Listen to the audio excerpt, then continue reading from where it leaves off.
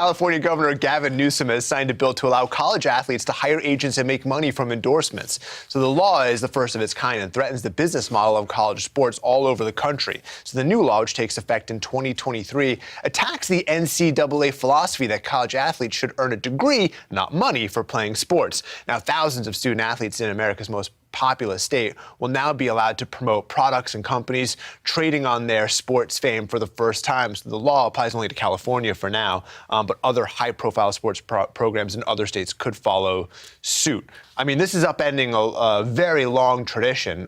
Thoughts on this? So I was going to ask you to explain it a little bit further for me, just because I didn't go to an American university, so it's like.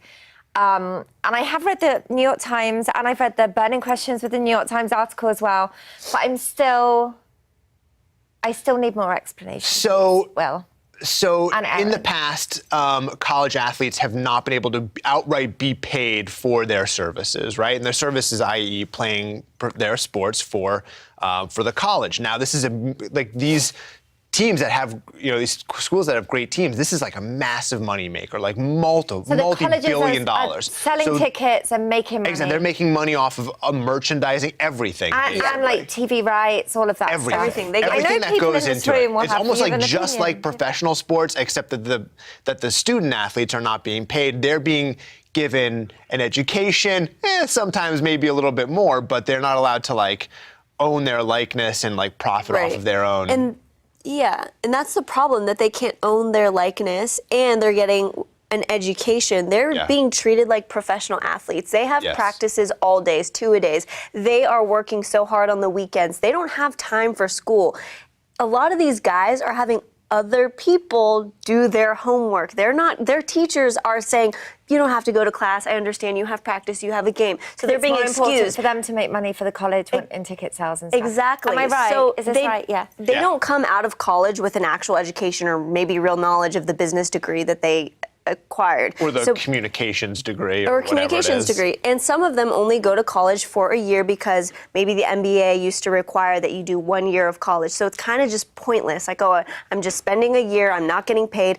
And a lot of these guys, or some of these guys, come from the inner city. They can't afford to pay their rent. They can't afford to get their own food. And maybe the college will provide that housing and everything for them, but then they're working so hard and they're just not getting paid. So I actually watched this documentary on SB Nation.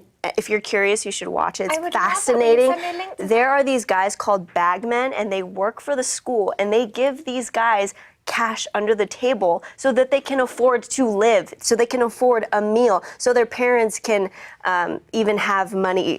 These kids, they become celebrities later, so it's kind of like, here, get by these couple of years of school. I mean, let's not forget that, there are a lot of college athletes, say even in football or basketball, hundreds of college athletes, but only a very small minority of them actually go on to get professional sports contracts. Yeah. Those are the lucky ones. If you just kind of end at college, you've given up all of this time, as you were saying, and you've gotten a degree technically, but you haven't been able to make any money for yourself. Yeah, you don't have a skill set. Those are 4 prime years of your athletic career where you're not being paid for your contribution. So basically what this law is allowing is for you to sign with an agent, get an endorsement while you're hot, make some money, and maybe start building a career for yourself while you're in college, rather than having to wait until you are done and if you haven't gone pro, nobody's really interested in it. The arguments I was reading as well was if I went to university now, and a